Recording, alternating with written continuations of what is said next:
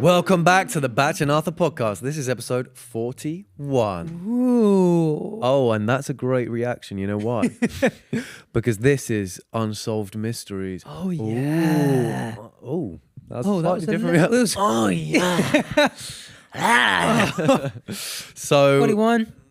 You remember that meme? Something like that anyway.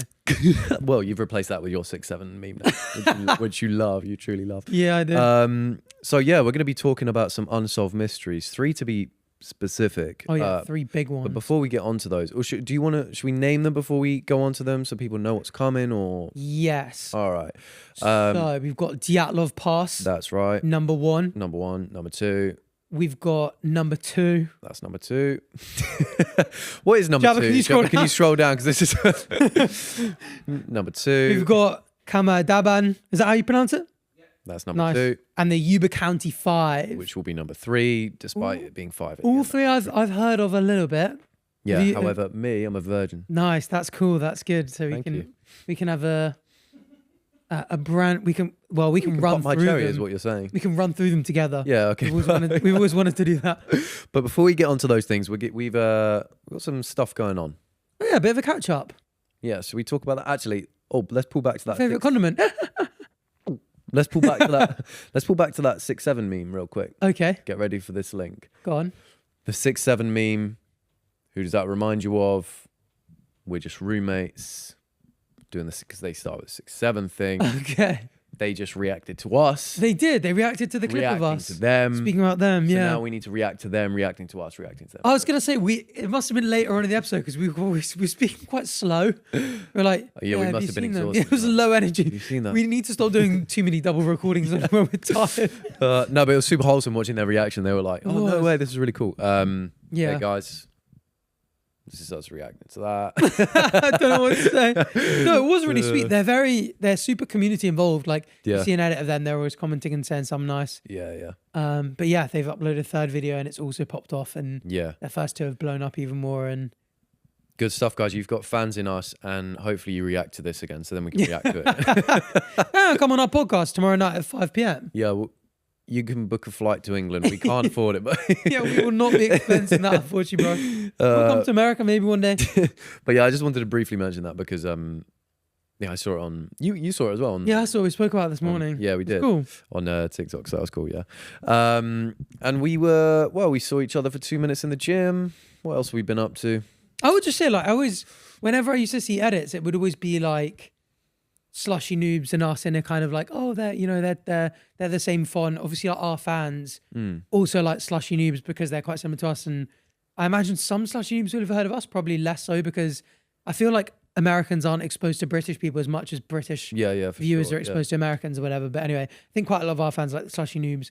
Whereas now you just see so many of them. Who's the other guy? Peyton King. Peyton King, yeah. And his friend Matt. Max, they're really funny together. They're both hilarious. And then you got Jake and Mert. There's like a lot of cool, exciting like duo content out there. They're all funny. That's I think that's probably my favorite just content to watch. I think I already said that. I'm a bit of a broken record, but I love guys like that. Yeah, they're all funny. Yeah. Not to glaze real quick, but yeah. I'm a glaze that but smooth. Yeah. Anyway, that was cool. What else been new? So let's address the elephant in the room. Oh, hello, Mr. Elephant. How's it going? Nice new hat. Let's address the elephant in the room. Okay, back. Okay. I'm wearing a jacket. And the reason is cool jacket. because it's getting colder outside. Oh. Why is it getting colder outside? Because of the month. But put that tongue away, boy. I just put my Christmas decorations up. That's what I'm getting. Oh my goodness, you did. I actually think this is really messed up.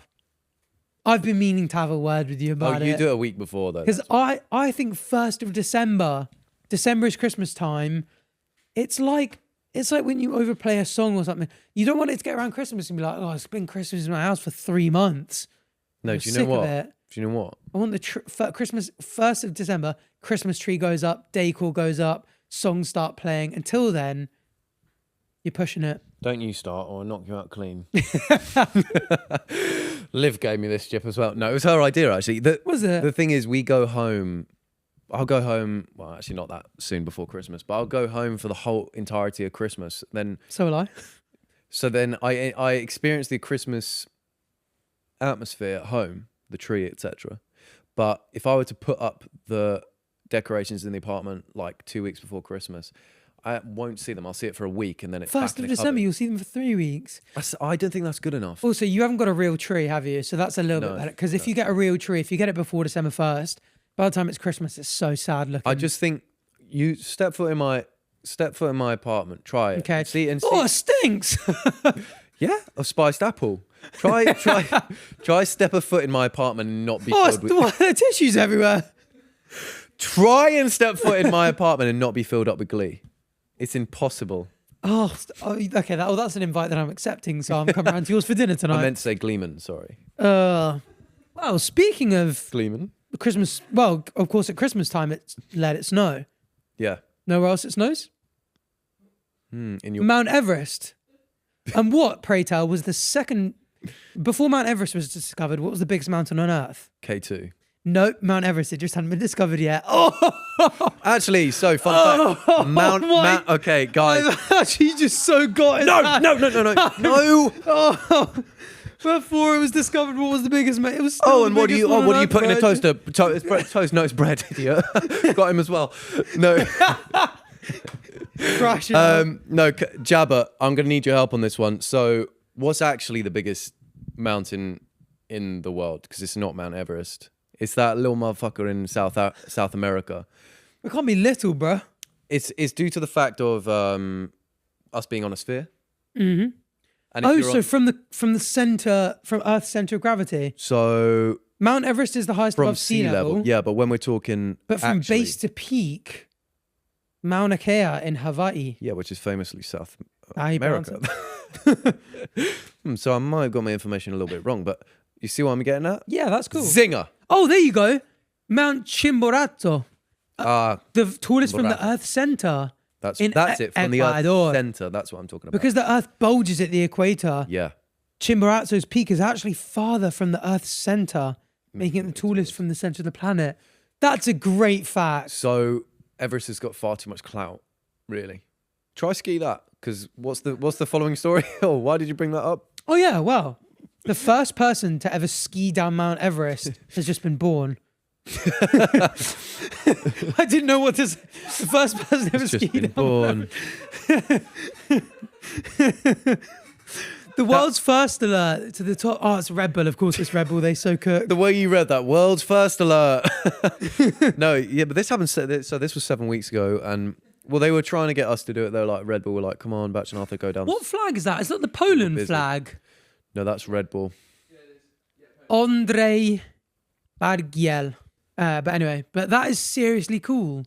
I mean, that's actually insane. That's probably the sort of thing where people are like, that's impossible. That will never be done. And did we say no bottled oxygen? And then he's done it. So he did it.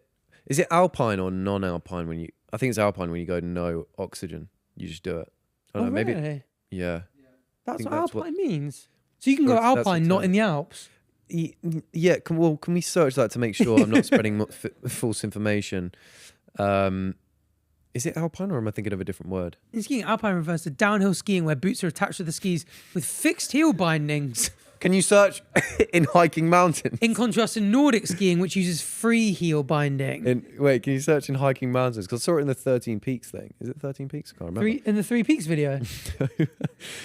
No. So alpine refers to high mountain environment that is often challenging. All right, someone in the comments, let me know what I'm thinking of. 'Cause I know there's something I'm thinking of. Now that is a seriously impressive. I love. Wow. It's really cool, isn't it? That Red Bull just makes so much money And I just make so much stuff up. that they can just do. That they can do so much cool stuff like Yeah, that. they could just do everything. There's not one thing that they can't put their minds to. Yeah, I mean the visuals of that were just really the quite best nuts. one, I mean, what's the pinned one? How do you even train for that? We were not ready for the POV to look like that in Porto Alegre in Brazil. This is going to be an epic Dias. POV. Andro Dias, I'm guessing it is. His name's. Is it him Dias, again? No, different No. guy. Oh, What is that? Is that what's he stepping on there? that's a skateboard if I've ever seen one. That's not Oh, I guess it's bird's eye. Fish eye. Fish eye. I think what It's this fish eye. is That is terrifying. we're being teased for a long, long time here. I've just watched, actually, I was watching skiing videos in between And he's dropping in. Oh, Whoa! right, is he For audio listeners, he's just dropped in on the steepest he's ramp just dropped ever. in. That's all it is. He's just dropped it in. Damn. He's just dropping it in. Well, he died. That's got 15 million likes, by the way. There's not even that many people in the world. That's insane. That is okay. That is pretty nuts. Stupid. That's stupid. That really is. Oh, and there's another battle. So man versus mountain, PlayStation versus Xbox. The PS5 has now outsold the Xbox 360. That is crazy, but there is more people in the world now. Yeah, but did you guys have this in school where That's a fact. it was a real big thing? Like you were either one of the Xbox kids or PlayStation. Yeah. Obviously, as a kid, you know, even I'm in private school, very rare for anyone to have two consoles. So you'd either be, and like, Oh yeah, you're one of the it would other. dictate friendship groups because the Xbox kids, I had an Xbox, we'd all get home and play Modern Warfare 2 or FIFA together. Yeah. And the PlayStation kids would as well. And you'd all be in like game chat or party lobbies or whatever. And these were the people that you'd hang out with after school. Yeah, on it did a lot of dictate the your time. your friendship group at school could sometimes be different from your friendship group online just because of who's got what. Yeah. And how do you think I felt only rocking a Game Boy? Is that what you No, had? That's not true. I had a That's not true. GameCube. I had a Nintendo 64, Did you? so we're very similar in that aspect. The controller's very similar. I was just looking again because we were speaking about it on the podcast about gaming and nostalgia and stuff. Yeah, we were, yeah. And I was like, there was this game called Sonic DX Director's Cut on GameCube. And they had this thing called the Chow Garden. So you do all the Sonic levels, but you'd collect little animals and you'd take the animals to feed to your thing called a chow. Oh. And if you gave it like penguins and fish and stuff, it would be able to swim. If you gave it other things, it would get strong, be able to run, all that kind of stuff.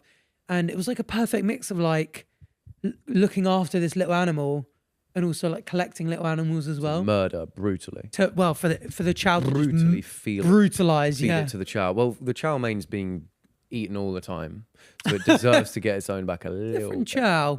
Oh, my bad. That sounds like a really cool game. So you back into that? Is that what you're saying? So I was generally, and same with the Wii, I was like, part of me, I have a Wii, but it's like old and dusty. I don't know if it works. Part of me is like, I kind of want to just buy some of the old games consoles and old games just to feel Young happiness again.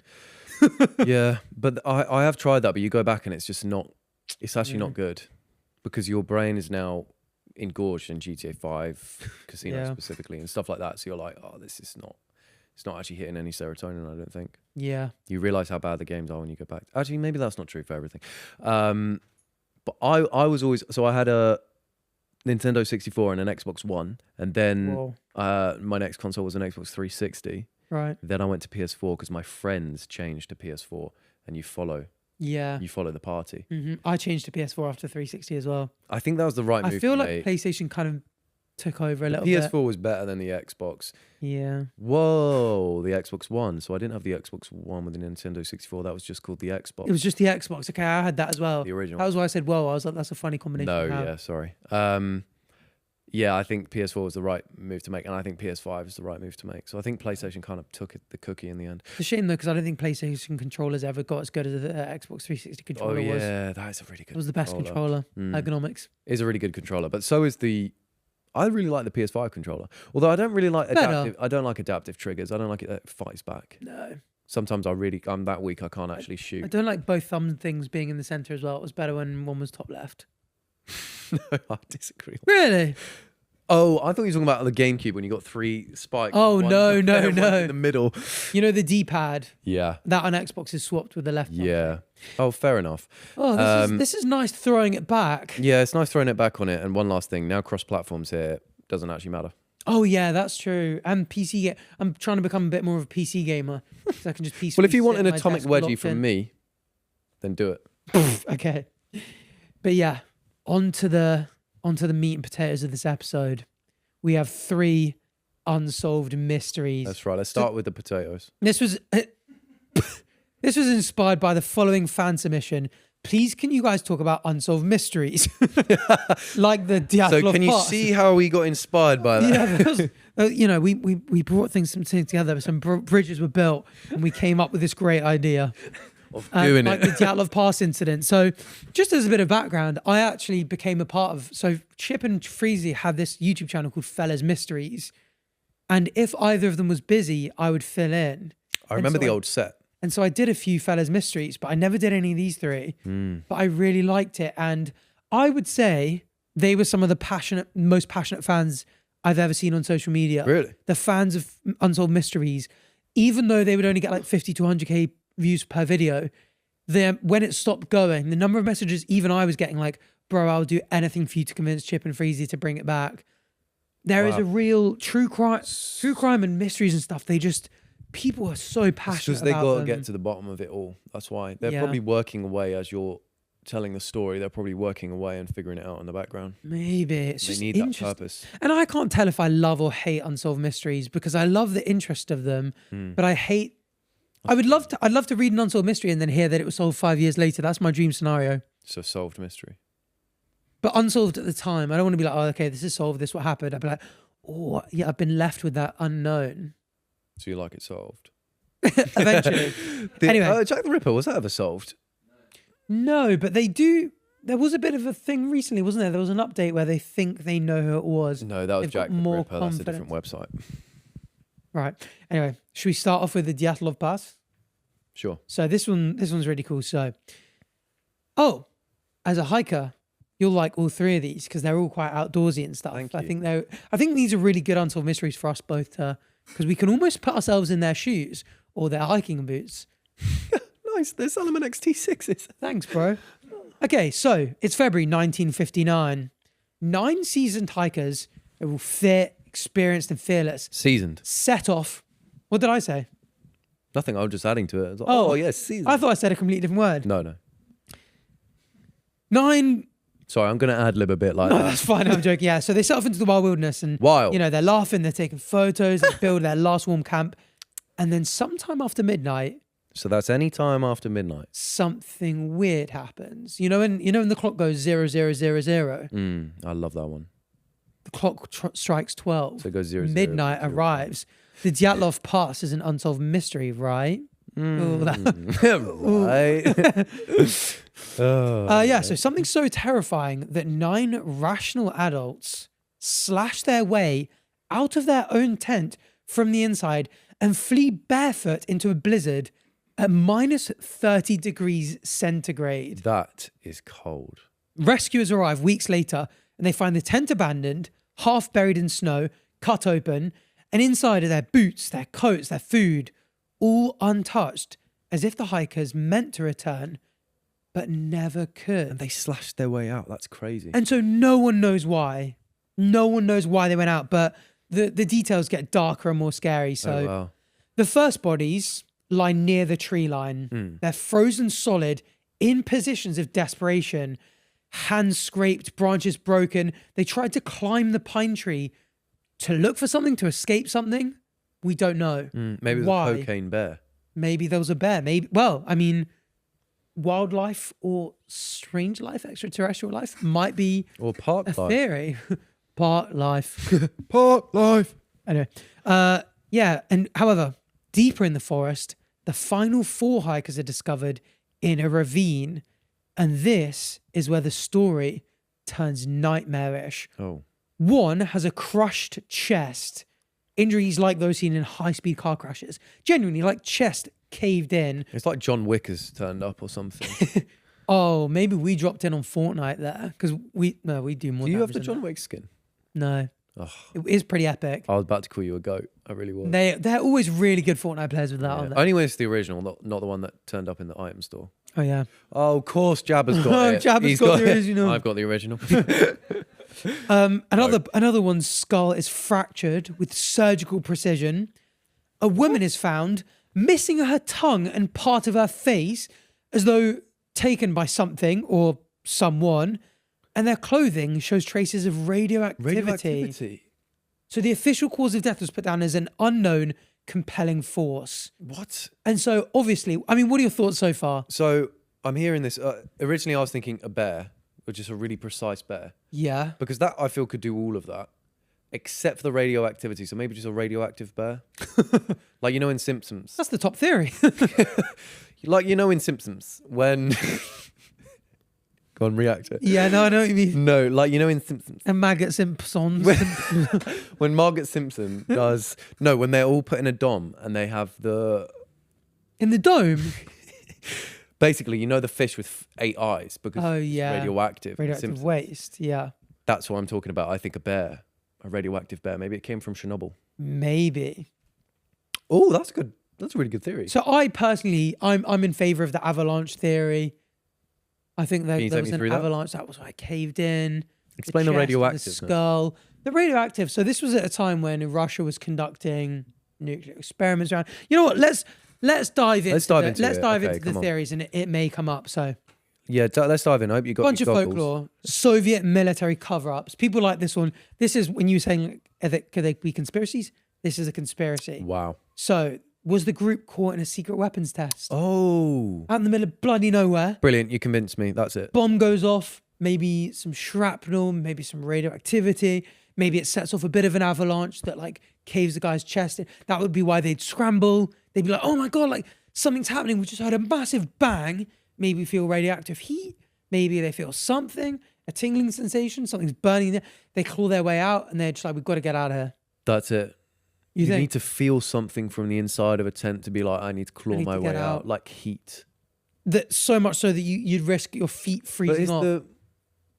But the place is frozen, right? If it was hot enough to make you be like, I need to get out, I need to get out. But radioactive heat isn't the same as actual heat.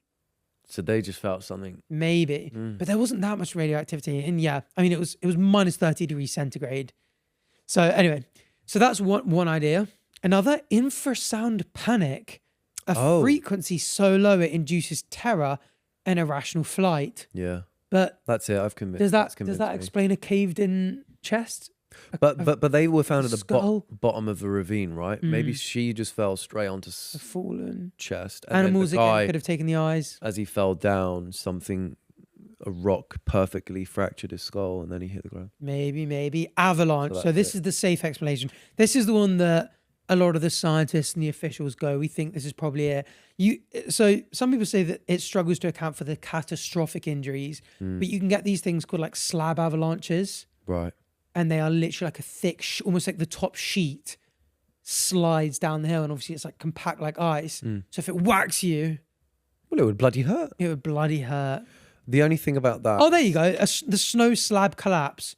A modern theory, logical yet unsatisfying. Yeah, it's not satisfying enough. So I'm still leaning towards infrasound, radioactive, military cover-up / cocaine bear sort of thing. A Yeti attack. That's more like it, yeah. So, revived when rescuers found giant footprints in the snow. Wait, so there was giant footprints in the snow? Yeah. Can we find out what sort of footprints there were? Because it could easily be a combination of things, right? Yes. That is often the case, the bear. I very much think that's what a lot of wildlife-y inclined people think happened to the lady's eye and tongue. Right. Like, bit of warm meat, something comes along, pecks it out, eats it out, fishes it out. Well, you would go for the tongue, wouldn't you? Yeah, you would go for the tongue, nice and warm. Yeah. Nice and warm. So those are the footprints. They look like human prints. Wow. As an expert of printology, I just have to say that it has to be Bigfoot then, in my opinion. I mean, the interesting thing about all of this is like we're scraping the surface. You can do research on these, and it's there are so many resources. It's so fascinating to deep dive. So feel free to. I know there'll be people itching to give us info in the comments. Please do leave it below, but also go check it out. Well, in theory, there is a way to find out what happened. You take a mirror far enough away from Earth to the point where this event happened. Light scatters it, doesn't it? Light off the mirror straight back to us. Technically possible if you really need it to happen. Maybe we could make it happen in the future. And we can see what happened as it happened. Thoughts on a Yeti attack though? Maybe. Oh yeah, that's most likely. Yeah. Aliens. This is a big one. Mysterious lights streaked the sky that night. Well, that would do it. It's a weird one for aliens. Like you always bring up the point of if they were so intelligent, they'd have some sort of plan. Why are they landing in the middle of bloody nowhere? Yeah, and I don't think. I mean, what's the joy in that? There's no joy in making people claw out of their tent and then do that. And then crushing them and then leaving them as well. You could do that in a video game. You don't have to do that in real life. Yeah, I don't know. Ooh, what's this? So this is Kholat Syakhl. Something like that. That's right. Probably the Mountain of the Dead. The Mountain of the Dead. So local Mansi law. Mansi law speaks of places humans should never disturb. Right. So I will say this is a common thread with all of them. You get this kind of like, I'm sure you've heard people that live in mountainous regions. They always have things like, I would always, if I go hiking with my friends, I'll bring a mirror so I can check if they're real at any point, or wait. Or if you hear, so you can't see a skinwalker in a mirror? If I don't think so, or if you hear someone crying in the, I always thought this one was the worst one. If you hear what sounds like a human crying, don't go towards it. Don't go towards it because it's not going to be a human. Well, I wonder how many humans have perished because people have gone, oh, there's someone crying for help. No, I know not to, because that's obviously a demon mimicking a human crying. Yeah, but to be fair, sometimes that could be like someone, it's like a setup where you get robbed. That's true. They put someone crying in the middle of a road, you get out to help and they take your car. That's true. It's happened to me 3 times. So. Have you seen that video? It's probably fake, but at the time I watched it, I was like, oh, that's got to be real. Where there's this guy just walking around a field screaming help, and someone secretly films him. So it looks like how a skinwalker would act. They're just there going, help! Help! Straight face walking around. Oh, that's freaky. It's really creepy. Okay. So and it means dead mountain. That's Yakkel. So I'm getting that sort of vibe. So they're saying maybe you're on sacred ground. You shouldn't be there. Maybe. And that's like I said, that's a common thread. So right. Every theory basically solves something, but leaves something else hauntingly unanswered. Yeah. It is the case with these things that they feel like they just leave a lot to be desired. Yeah, I mean, it could just definitely be a combination of these things. Yeah. It would. I hate not knowing. Yeah, I see what you mean now. By you like unsolved mysteries that get solved. Yeah, it's more satisfying because that's fun. But now what? Yeah, but then if it's a boring explanation, even so, it's quite nice to be tied off in a knot. Like if the government just turns around and goes, "Yeah, guys, not gonna lie, we dropped a bomb really close to them. Yeah, set off an avalanche, and then, well, Cocaine Bear came in. Yeah, aliens." But yeah, more than half a century later, the fact that people are still speaking about it is pretty cool. Yeah. Pretty interesting. The mountain remains silent and the victims remain frozen in time. The world remains captivated by the question, what could drive 9 experienced hikers into a deadly blizzard with no shoes, no coats, and pure terror in their eyes? Yeah, that's the thing. What made them slash their way out of that tent? Slash their way out? Because it wouldn't be a bear. No. Because you'd want to stay in the tent, surely. Yeah, and you'd use your slashing objects for the bear. Yeah, that's true. Yeah, I wouldn't actually. I'd let it live. Don't come back. And he's like, sorry, sorry. He just wants honey. He's Winnie the Pooh, butt naked from the waist down. Not like the. I'd be like, go back to your big blue house, bro. The moon's waiting for you to say goodnight. Yeah. Oh, I feel like it could be some kind of like. Some sound or heat that made them be like, what the hell is that? Yeah. And they get out, when you wake up from a nap and you're like, yeah, looking for water. Can you imagine? Middle of the night, a massive slab of ice basically caves your mate's chest in. You hear this big rumble, everyone's scrambling to get out, and you just go, oh my God, we've got to run. You have no idea what's happening. Everyone's running, like heading off. You just do the same thing. You climb and you're like, oh my God, I'm barefoot. It's so cold. Let me maybe try and climb up into the tree, get my feet out the ice. Maybe I can survive until morning.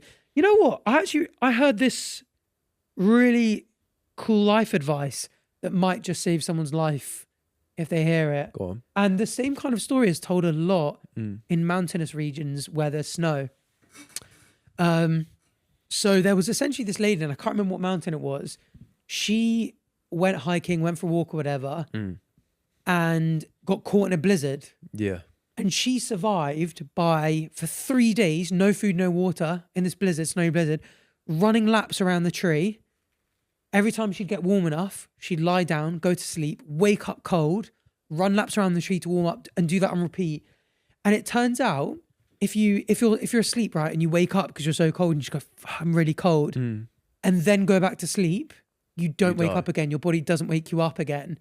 So the point is that if you then heat yourself up, you get back to being hot, you get some sleep, you get some rest, and you sleep. By the time your body temperature cools down again, you then wake up and you can heat yourself up. And that's the way to survive. Wow. So if you ever get caught in that kind of thing and you wake up and you're just like, I'm so bloody cold, don't go back to sleep again, because that'll be the last thing you bloody do. That's quite cool. Actually. It's quite cool, isn't it? Yeah.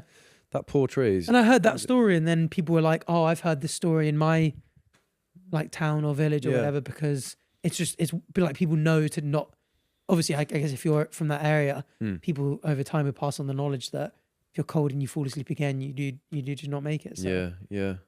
Yeah. Who knows? Well, next time I'm in a bloody blizzard, I know what I'm doing. Yeah, next time you know. That's true. But yeah, whatever happened on that lonely mountainside, it was fast, it was violent. You could get to the bottom of it if you take a Ouija board to that very spot. Yeah. And they would tell you. Yeah. Anyway. Just like that. So, we've got a second mystery. And, by the way, everyone, this will be a cool involvement. So yeah, if there's facts that we've missed, let us know. If you've got opinions, theories. If you got opinions, keep them to yourself because we're right. Comments disabled for this video. Comments turned off. Too many people giving us their opinion. Like, you're the dumbasses, missed all the important points. Yeah, well done. Now you know and no one can comment.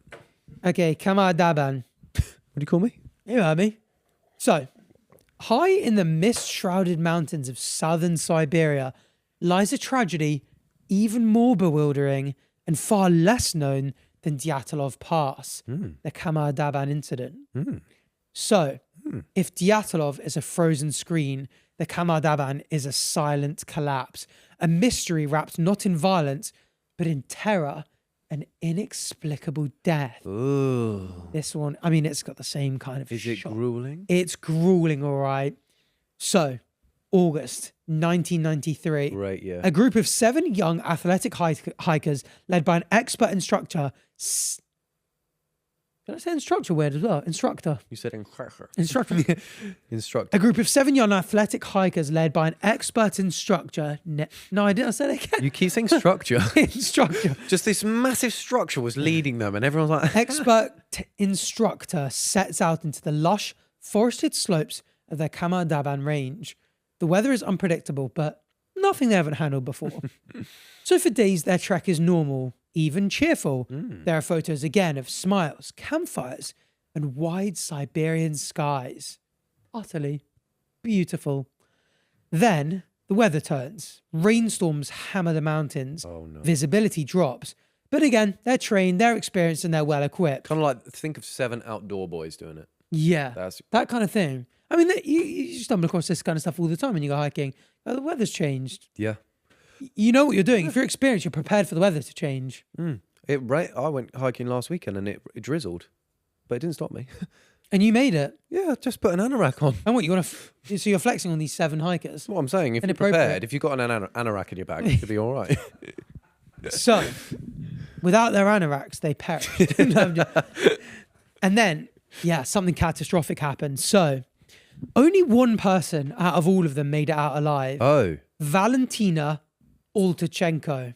I always thought Valentina was a great name. Or just Utachenko? No L. Utachenko. I love Valentina as a name. And it's her account that changes this from a tragic incident to a truly chilling one. Oh no. First of all, this guy just collapses, starts frothing at the mouth, and starts bleeding from his ears. And Poison. Everyone's like, what the hell? And so a couple of them head off. I think Valentina goes, I'll stay with him. And then I think maybe 1 or 2 of the mothers stay with her as well. And the ones that run off to go get help hear screaming. They come back. The people that stay behind are now suffering the same fate. They're all collapsing. They're vomiting uncontrollably. They're bleeding from their mouths. They're shaking. They're screaming. They're foaming at the lips. They're all unconscious and they die. An anorak will not stop that. It didn't happen to Valentina. Why? Did I say it did happen to Valentina? No, you didn't. Yeah, because I would have been wrong. For the first time. And all of this is happening so quickly. All in the pouring rain, all in the span of hours. There was no avalanche, no blizzard, no mysterious attacker. Just sudden, horrifying death. Valia describes, that's her nickname, how some of them ran screaming as though from a hallucination. Others tore off clothing and thrashed violently. Their leader tried to help, but collapsed himself. She fled, terrified beyond reason, wandering alone until she was found a day later. And that's it. That's it. And people, and we have no idea what happened. There are ideas, but again, it's one where it's like, there's not one satisfying explanation. They had to have been poisoned somehow. That's one of the leading theories. Do you think she poisoned them and then she's just played a blinder afterwards? Maybe. I actually haven't read that one, so that's an interesting one. So yeah, when rescuers eventually located the group, the scene was bizarre. The bodies were scattered everywhere, like randomly strewn across the place. Expressions frozen on their faces were just panic, agony. And the most unsettling part is there were no injuries. There was no trauma. There was no animal attack. Just seemingly healthy people who just died in extreme distress Crazy. in these mysterious circumstances. So, a bunch of theories. Food poisoning Yeah. might explain some of the, but for it all to happen so quickly. Yeah. And Yeah. Valia, I believe, didn't. Is it right that she didn't eat anything different? Didn't eat or drink anything different? Wow. Unless she, like you said, might have poisoned it and been like, no, I'm not going to have some. Oh. She could be, one of those people rarely, Who got away. yeah, Got away with it. or just genetically predisposed to be able to deal with the toxins. Yeah, some people can't get norovirus, for instance. Yeah. Really? Yeah. Didn't know that. My mum can't get norovirus. Wow, that's epic. That's pretty epic. Hypothermia, some people think, but it wouldn't be that instant. Yeah. And there are a lot of the symptoms that were described that aren't hypothermia. Okay, fine, like going a bit crazy, collapsing and dying, but not that fast. No. I think. Exhaustion, same thing. It was too synchronized, To too all of many them at things. once, yeah. A violent quarrel, but again, no signs of Yeah. it, no injuries. Military involvement. This kind of comes into a nerve gas. A nerve gas. So it again is the type of place where people were like, there might be government experiments, Military testing. military testing going on here. Maybe some of the nerve agents got caught, came downwind, hit them all at the same time, and that's why they all suffered the same fate. But maybe she just It didn't explains get any of it. Yeah, maybe she didn't inhale enough. Maybe again she was maybe more immune to it. That's mental. Who knows? Maybe she had a covering.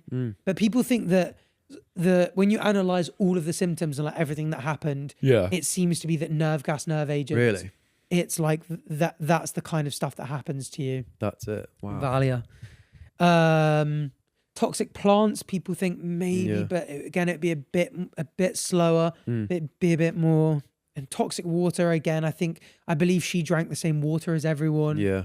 So, and lightning ground current. That's I've never cool heard one. something like that before. So yeah, from what I saw, at least when I was reading this, I think people think nerve agents, but also sort of like natural gas emissions. Yeah. So you can get the same kind of thing, like the ground can Like release. radon gas or something like Yeah, some sort of gas.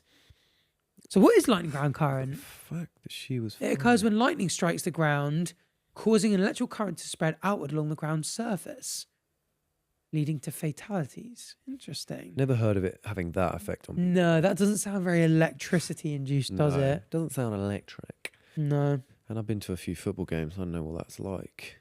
Here she is, a photo of her. Yeah. Oh, that's them. That's the 7, isn't it? There's 8 of them there. So whereabouts? No, there aren't. There are 7. She. That's a bag. That's a bag. Yeah, and you can tell from her facial expressions that she's not a fan of them. Yeah. So boom, it was her. Maybe. Oh god, I got to the bottom of But it. pretty freaky.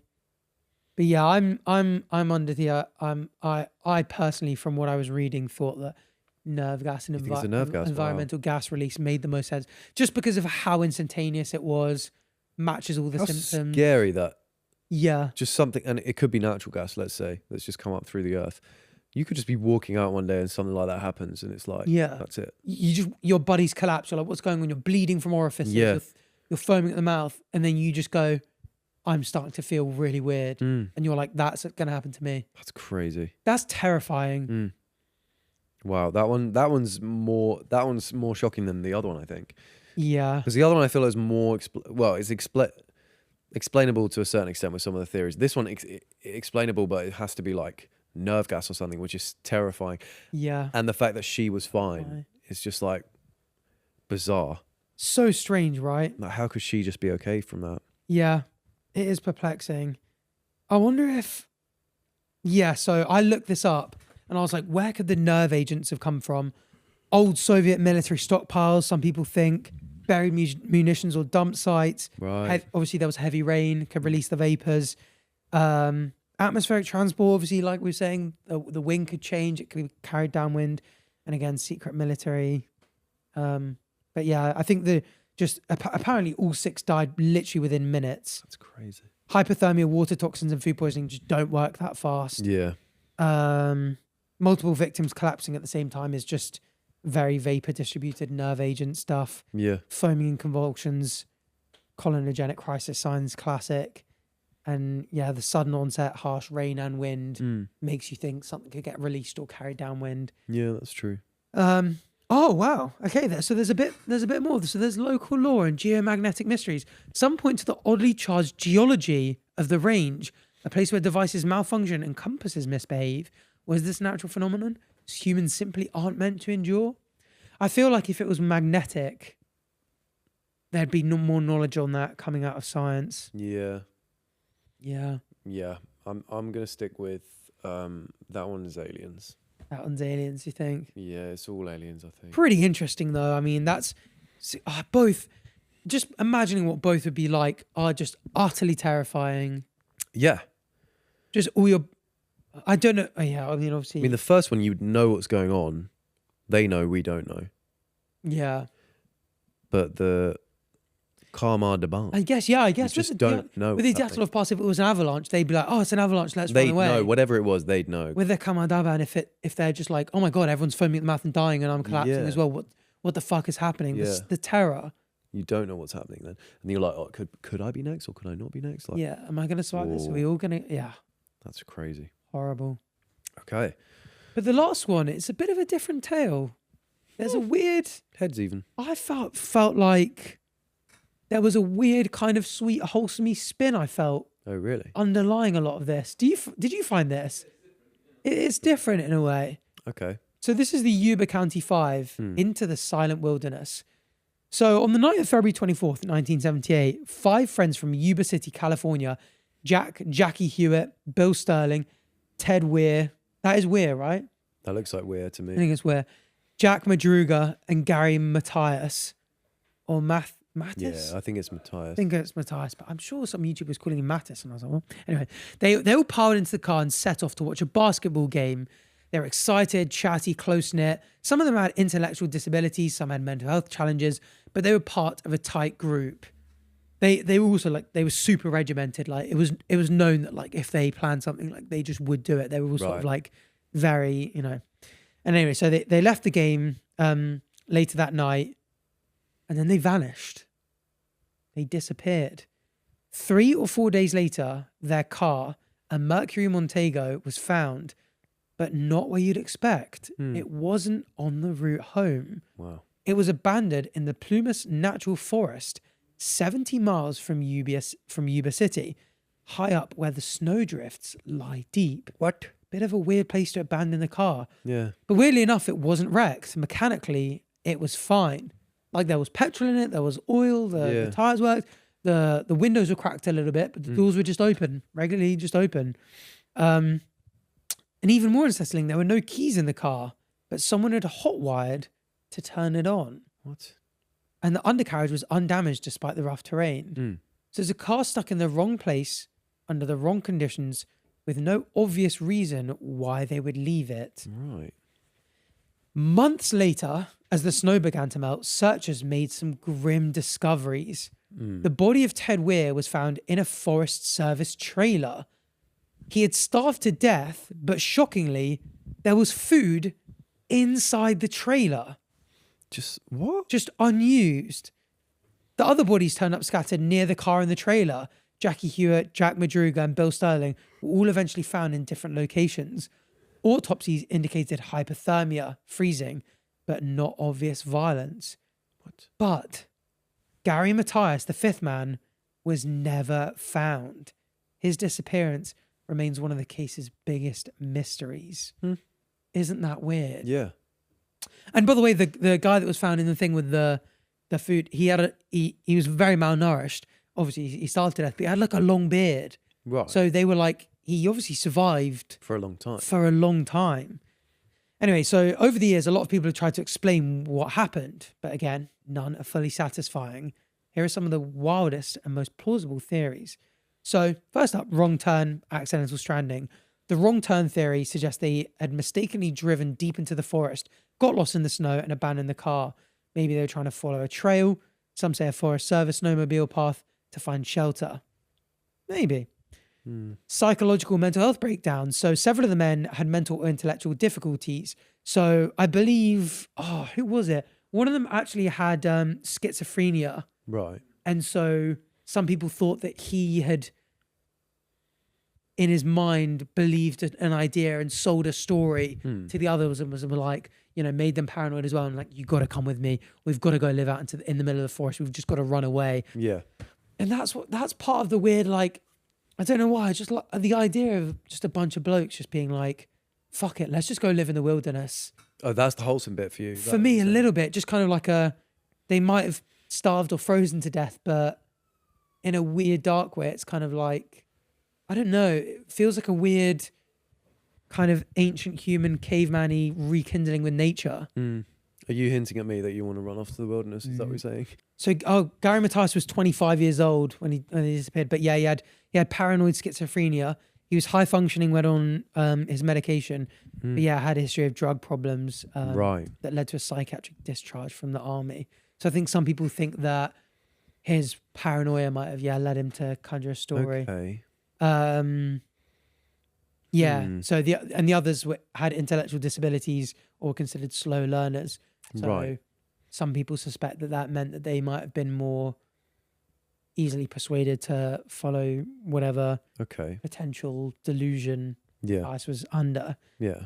And then maybe just the fear or confusion overcame them, impaired their decision making. But also, like, if they were slow learners or they were impaired, I mean, surviving in the wilderness alone is difficult. Yeah. If you also had something else that might have impaired that, not Makes it even surprised harder, that they wouldn't, that they wouldn't survive.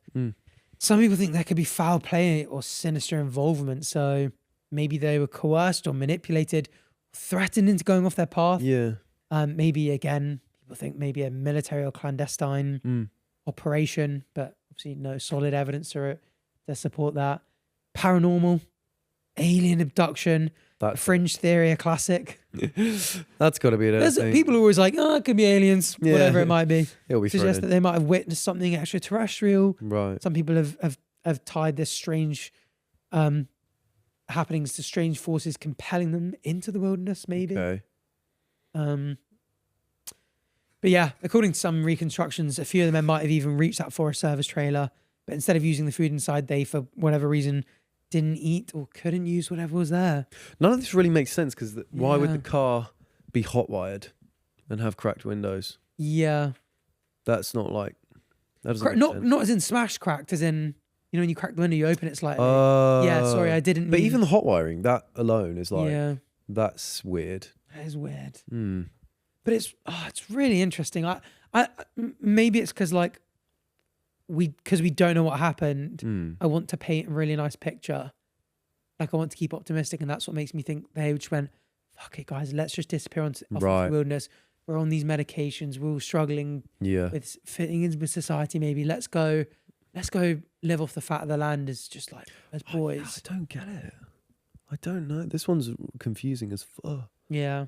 I feel like maybe they were stopped, but why would they end up in that forest in the first place is the thing. Okay, let's say there's a wrong turn. Someone stood in the middle of the road. They stop them to steal the car. They send them out. They're threatening them with a gun. They send them out. Off they go. But they have the keys on them. They're like, oh no, now we need to hotwire it. They hotwire it to try and steal it. But for some reason, they never steal it. But the guys run into the forest anyway. Who knows? Brilliant. And I mean, in the shelter, they were surrounded by books to burn.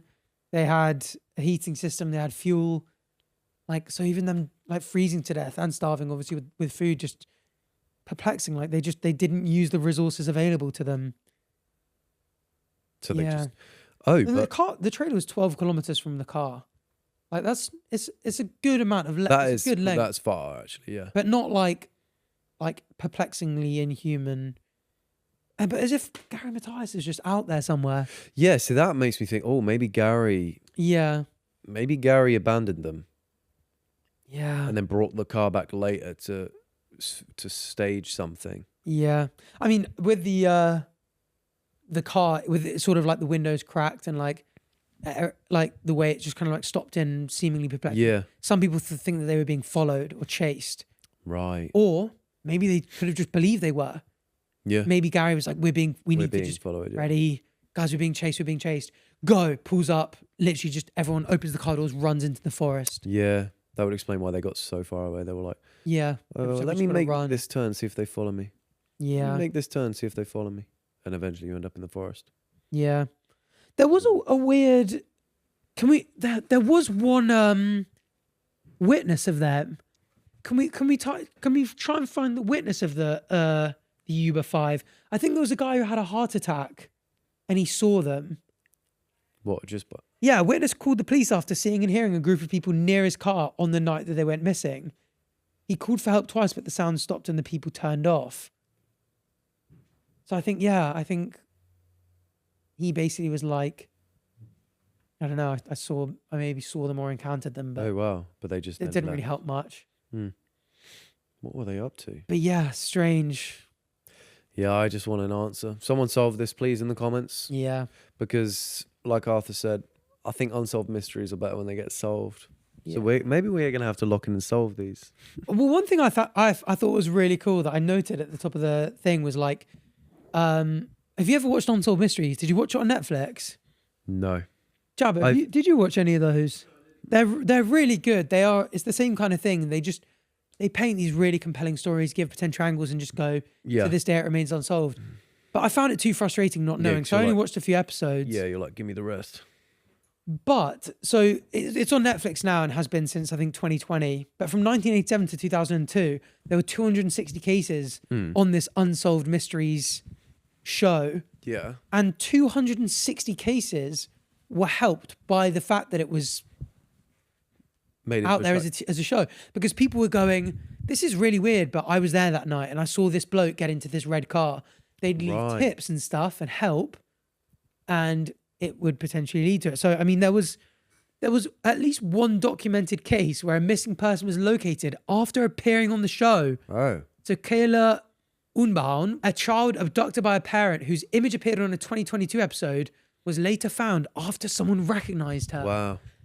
And I think I remember hearing about this, actually. It was a huge story. You do hear about this in the true crime community on YouTube, because a lot of the true crime YouTubers, obviously, they want to think of... YouTube's competitive. They want to come out with details that other people have missed. Yeah. Some of them do their own digging. They'll speak to family members. And they'll get extra stuff. And I believe like there have been cases where true crime YouTubers have contributed to like the solving of cases by going, either putting it out there and people recognize things and give leads and stuff. But I don't know. It's kind of weird. I was curious what your take on the idea of true crime as content is, because I mean, we're kind of doing this now. There's always like the like meme that people put on Twitter and sometimes TikTok where they're like, me when I die a gruesome death at the hands of a madman, and someone does a Chinese food mukbang whilst walking through, and then he was beheaded after his penis was cut off, and they're just like eating like prawn crackers and rice and stuff, and you're just like, what the hell? It's like a weird... Yeah. There was like a really big phase where like, you know, like get ready with me's or mukbangs was talking about true crime was a big thing. Right. And then the internet really turned against it. Okay. And now there's true crime is a big thing. But obviously there's a lot of respect that, like, I don't know if you ever watched an Ellen and Neil video. I don't watch true crime. But I don't really, but... I'm not, I do find it puts me in a lower mood after hearing about cases like it. So I tend to avoid stuff like that. Yeah, but like someone like Eleanor, like, just does it in a very respectful, educational way and stuff, you know? Yeah. And I think there's nothing wrong with that. When you're just retelling a story, someone's going to tell the story anyway, and I think someone on YouTube, maybe like Ellen and Neil, will put it in a much more respectable way than a news company would, because they're looking to sell a big story. So I think there's nothing wrong with that. Yeah, maybe mukbanging it whilst talking about it isn't so respectful. But yeah, I didn't actually know about like the people would do it whilst mukbanging. I didn't know that was a phase of YouTube. Can we go on YouTube and see if there's any with like big views? That's nuts. Just go like true crime mukbang or something. Mukbang. It's pronounced, isn't it? True crime mukbang. But I guess these people probably don't think they're doing any harm. No, if you just think, oh, I know, I'm going to combine two popular things, Yeah. Oh my God. Yeah. Title: He stuck a hammer into her brain to fix her, and this is what happened. Mexican food mukbang. Yeah. And mill views. He injected his fluid into random women at the grocery store. But then when you see so when you hear it, you're like, oh, I don't think they're doing harm. But then you see the finished product, and I'm like, you got to know that's a bit crazy, right? But I mean, it just does so well. I had a true crime channel. Can you type in ArthurTV true crime real quick? I did about 4 videos, but every single video ended up getting demonetized apart from Stephanie Lazarus. Really? Yeah, click on that channel. So there, I did those 4 videos, but they were all demonetized. So this one was Fellas Mysteries. So we were actually making that with the Fellas Mysteries, and then Fellas Mysteries shut down. And I was like, can I just upload this on my true crime channel? And they were like, yeah. They were like, yeah. But yeah, that was the Lars Mittank one. I feel like I've heard you talk about. I've told you about him. He's the guy that ran away from the airport and that's disappeared. right. Yeah, that's but right. Go back. I think it was the Black Dahlia when I was doing it, and I was like, that one. I was like, there's no way that's ever getting monetized because like I can't say it because this thing we get this episode we get demonetized. But I mean, like you're sitting there describing really dark, macabre things. Yeah. Black Dahlia. Yeah. But yeah, go back to the channel. Is my ArthurTV one there? Videos. Go down. Oh no, go back to the like homepage thing. The reason I want it, that one, far left. That got 600k views back on ArthurTV back in the day. It was a really funny one. Like it. Oh my goodness! Wow. Looks like your lipstick on. Everyone always used to say that. It's because I used to love bumping up the saturation. Right. And also, I think purple LEDs mess with your skin color a lot. Yeah. And so to like balance it out, you have to increase the reds a lot because the camera's like correcting for it. And so your skin looks normal, but it just looks stupid red. kissable. It really does. But yeah, there's not a lot on screen. Oh, there's the interview. There's an interrogation of her. Do you know this story? No. She basically was a cop in LA, and she murdered her ex-lover's rival. So like went into her house. So she was an LAPD detective. She was dating this guy at college. He dumped her and married someone else. And Stephanie Lazarus, the person who killed her, like went round to the house, but like did everything right in terms of like she knew what she was doing. So she scattered jewelry everywhere. She placed like DVDs at the top of the staircase to make it look like it was a burglary that had gone wrong, and like killed her in quite a brutal way. Right. But there was a bite mark found in her arm, the like victim, but it was pre-DNA time. So anyway, that was stored, but it was an unsolved mystery for ages. Yeah. And like 20, 30 years later, DNA testing comes in, and you have this rule of like, you essentially can't to stop this. So you have this like relationship with the individual and the state to stop the state tyrannically harassing you. If you get tried for a crime and you get found not guilty, in general, you can't be tried again. Right. Because the idea that you, as Isaac Smith, could be totally innocent of something, and the government could go, let's put him through 2 years of trialing him for a murder, and they go, oh, you're found not guilty, fine, finally free. And they go, no, you know what, we're going to try you again. Yeah. It's abuse by the state. So we have this thing of like no double jeopardy, like you can't get tried multiple times for the same crime. Yeah. DNA testing is one not example. Exemption, thank you. Exemption for it. Yeah. So, you know, if they find DNA evidence, you can be reached, and there can be things that cause retrial. But anyway, so 30 years later, they do the DNA testing for her arm. They bring Lazarus in, and they're not telling her why she's in. So she thinks that she's in there to have a friendly chat. And they start going, oh yeah, and can you tell us about your ex from like 30 years ago? Oh, he's this guy and he married someone. Oh yeah, what was she like? And throughout about half an hour, you see her stress levels rising and rising. Right. As in her head, she's starting going like, guys, like, what's this all about? What's this all about? And they're just prodding, but not making anything clear. And she obviously doesn't want to go, I need my lawyers present, because she's not under interrogation. She's there voluntarily. And the interrogation is a brutal watch, because they are just going through questions, and someone did a great breakdown of it. JCS Criminal Psychology. He's done some brilliant videos on interrogations and stuff, and he's breaking down the trauma response that she's going through. Yeah. The tricks that they're playing on her, and it's a seriously brutal watching that interrogation go through. But eventually, when she kind of like has finally realized like they're onto me, she goes, this isn't, I'm not legally obliged to be here. I'm going to get up, goes outside. Then they arrest her, bring her back in, and they're like, now you legally have to be. Because they were like, she's going to be more open to us if we just start off with a casual conversation. And she lets a lot slide. And they were following her around beforehand. They saw that she discarded a cup in the bin, and that's how they got her DNA. She refused to give a DNA sample, but they got a cup out the bin. Oh my God. DNA from her matched the bite, and she finally went to prison like decades later. God. Fully thought she had gotten away with it. Yeah. And in fact, she worked in the LAPD, and people believe that she got access to the files because a bunch of the evidence disappeared. Right. Files had disappeared. So people thought that she had gone in, found her way in, like tampered evidence, removed evidence. And it was at a period where like LA crimes were like rampant. Yeah. And then they went through a quiet period and they were like, let's go through old cases. And they were like, no, we got DNA and they caught her. But yeah. My God. Fascinating. So, and I just love doing the true crime stuff because cases like that were really interesting. And the disappearance of Lars Mittank. But then I did the Black Dahlia, and it was like this woman that had just basically been tortured before dying. Yeah. A horrible way. And I was like, it's not fun. Spent about 2 weeks reading about it, getting every detail, and you're saying it and you're like, it's just awful. Like, awful. Yeah. Yeah. So I don't know. It's a weird. It's an interesting niche, YouTube, isn't it? Yeah, it is. Yeah. It is. It's strange. Do you watch any kind of like crime stuff at all? Do you like police body cam footage? That's popular. I'll tell you what I watched. Brooklyn Nine-Nine. Great show. That's what I watched. Although it's a serious documentary, it's well, Jake Peralta is very funny. Yeah. No, honestly, I don't actually really watch any true crime or anything.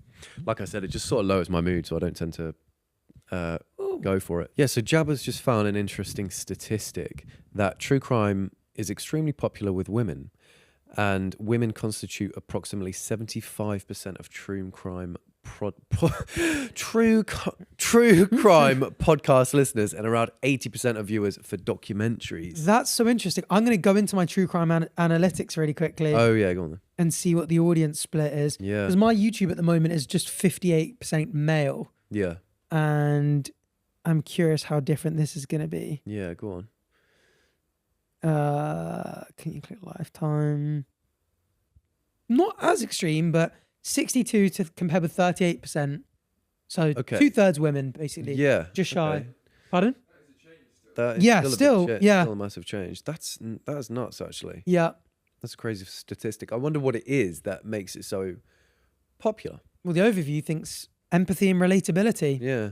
Well, I did a TikTok years ago being like, where is it? Oh yeah. I just looking at the camera, and this got 750k views, which back in the day I was buzzing with. But it was girls like guys who make plans, stick to those plans, and still have a few surprises left in them. That's why they like watching true crime. Right. And then it's all the top comments. Sir, I did not ask to be called out. Not this appearing right after I watched a serial killer video. But yeah, no, what?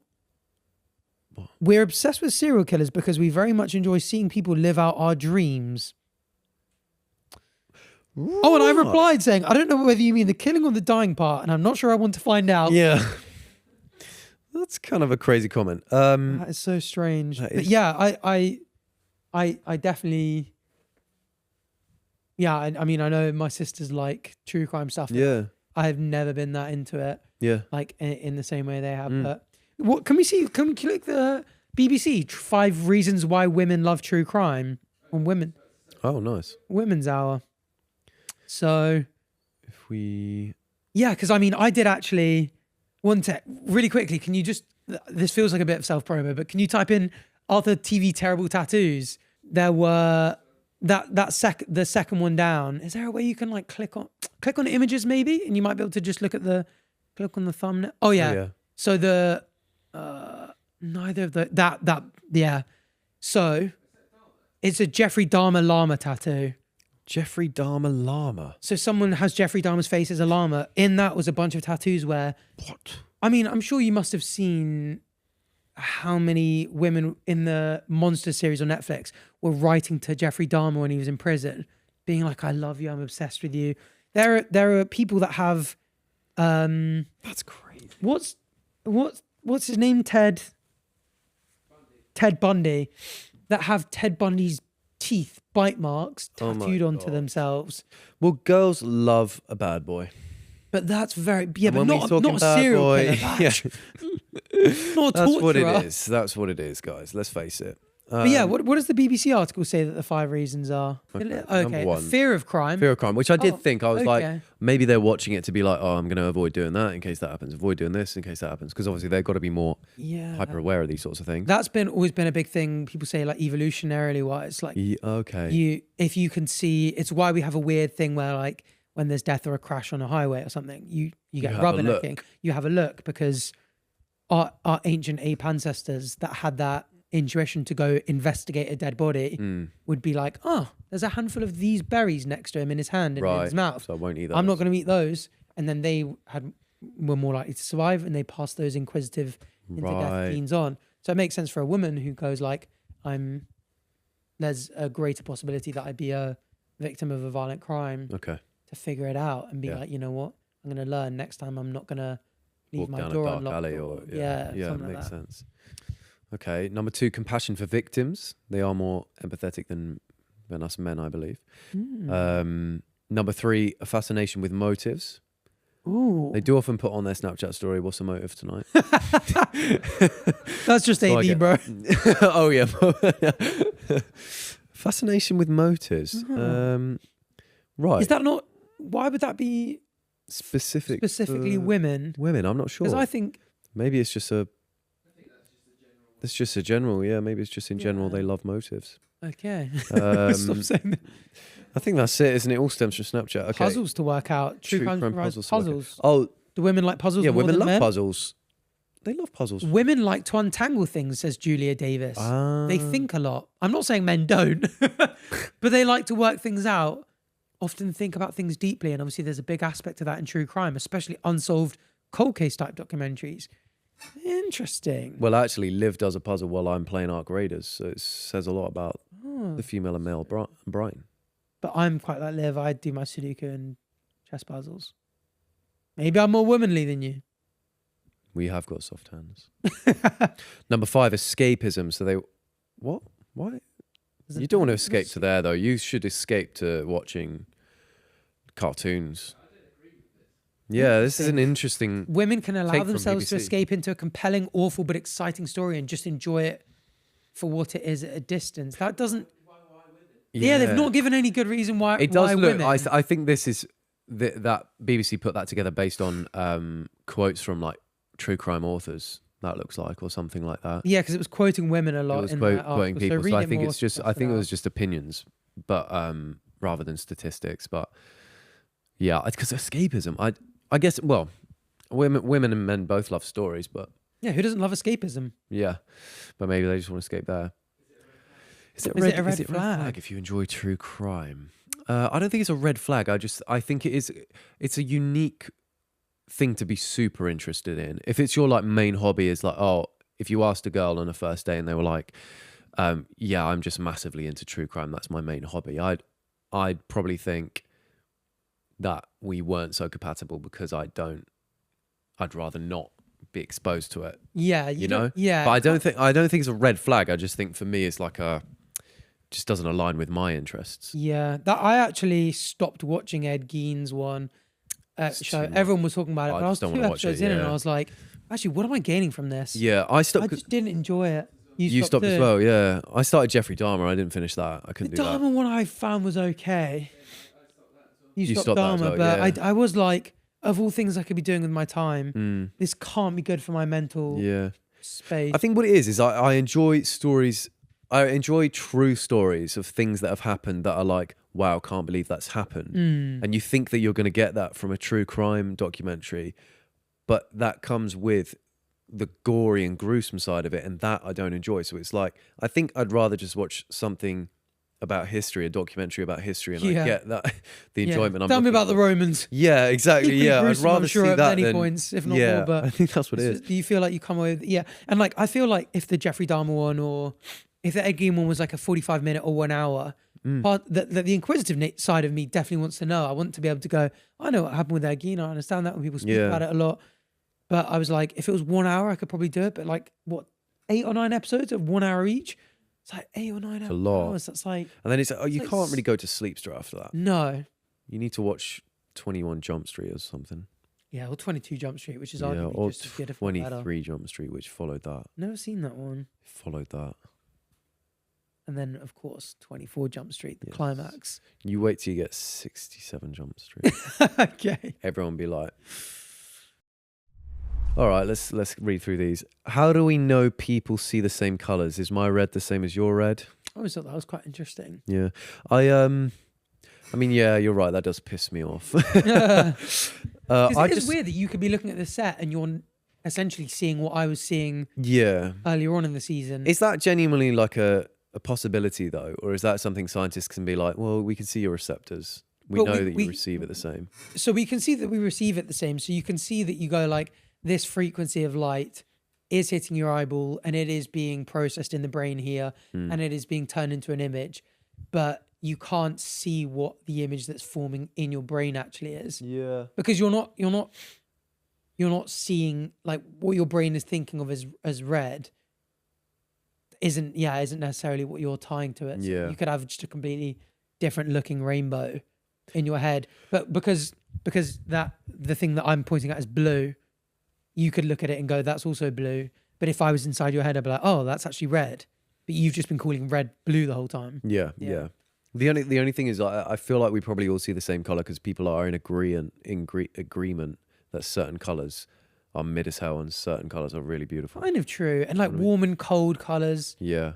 But then even that could just be learnt or maybe gathered, grouped in the same spectrum. Yeah. Sometimes I do see people wearing outfits and I'm like, are you sure? Yeah, we must see different colours. I feel like we've had this discussion before once. The purple goblin down the street. I love that outfit. Right, that's Matt. Yeah, that's an interesting question. What's the next one? Do you want to take this one? Can you trust a memory if you can't tell when it started? That's very... Is that like Shutter Island? Is that where you're going with that? Like, what do you mean by that? What started exactly? Right. That tells the full story. Yeah, I think you're right. It is weird. I mean, when you remember something, you are just remembering the last time you remembered it. That's how memory works. Yeah, and also, you only really your brain only really starts working from a certain age onwards. Like I can't remember being 6. So if my memory has a finite, it's not infinite. I can't trust anything. I can't trust it. It is very untrustworthy in memory. And also, I can't even remember what I had for breakfast. So that's a problem. Oh, I didn't have breakfast. That's why. Oh, right. Oh, okay. What the hell? Well, you remember that at least. Yeah, that's true. Yeah. Can you trust a memory? Oh, my goodness. Because everyone remembers things differently. When the Pope dies, is he being fired or promoted? Well, it depends if he's done some dodgy shite. It depends if God exists be and he's at demoted. the hand of it as well. Because is he going, get up here, boy? Like you're coming home with me.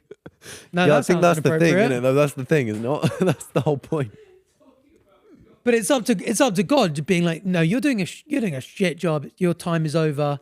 Let the new Pope in because he's going to do more better. Or he's like, no, you're brilliant. Or is he going, you're Yeah. brilliant? Yeah, I need a hand up here. But You he might won't be need a right. hand because he's omnipotent and omniscient. Yeah, that's true. Okay. When does a stone Or- become a rock, and when does a rock become a boulder? Oh. Interesting that pebble isn't in the conversation here. Ah. So it obviously goes pebble, Well, stone. this is also rock, a good because boulder. I mean the whole like when does the stone become a rock is a good segue because the next guest and next episode is us getting stoned with the rock as a podcast episode. So Yeah. I thought you said getting stoned with a rock. And I With was like, the well, rock. that's just brutal. no, Dwayne the Cock Johnson. Getting stoned with the rock. I Uh-huh. with you. We're going to be Dwayne R. Johnson's with the rock, and he obviously slapped God. Chris Chris Ross. Ross on the penis Yeah, over 12 years ago. and I fear we're losing the thread here. Yeah. So when does the thread become a piece of string? I think a stone becomes a stone Well, becomes so- a rock when you need 2 hands to pick it up. So if you pick it up with one hand, I'd be like, that's a stone. I'd be like, oh, move that rock. No, You'd because have two sometimes hands. I think the thing is, sometimes a stone can be a rock. And a boulder is unmovable. A boulder absolutely can. A boulder is just a boulder. You can't pick up a boulder. If I was like, I picked up a boulder, you'd be like, you didn't pick up a boulder. It's not a boulder then. It's a rock. And if I was like, I've got a rock in my hand. Oh, maybe But you would have a rock in your you hand. say that. Do you know what I think it is? It's pebble, stone, rock, back to stone before it goes to boulder.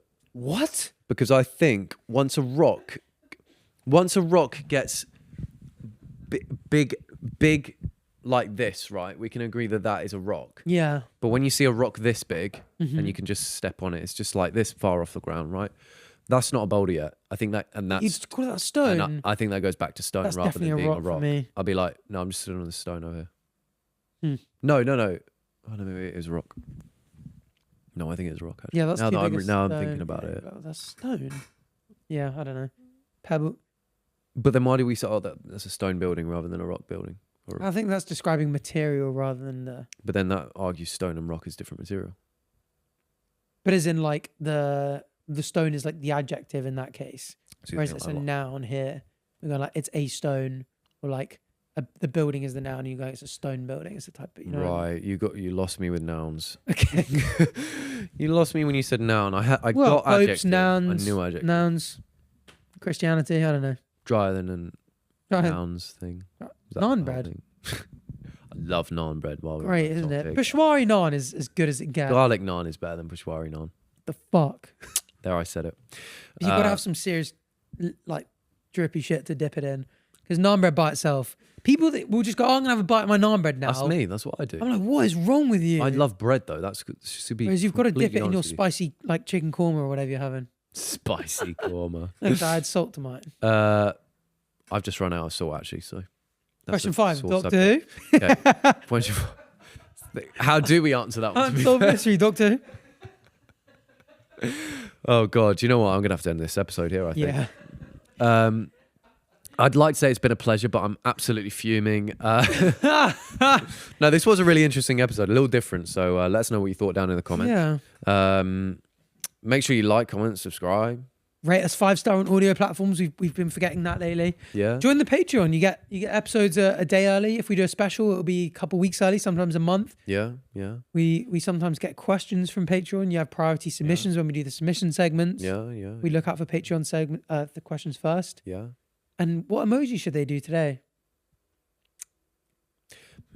What's a mysterious Yeah. Do an alien or something, or a rock. Yeah, a pebble, rock, or stone if you can find one. pebble one? There's got to be. What's a bit more unsolved mysteries type? That's The thing is, I was going to say, if you say something anything related to this, it feels a bit like, ooh, like if you say tombstone, that's a bit like, ooh, a bit dark, a bit macabre. yeah.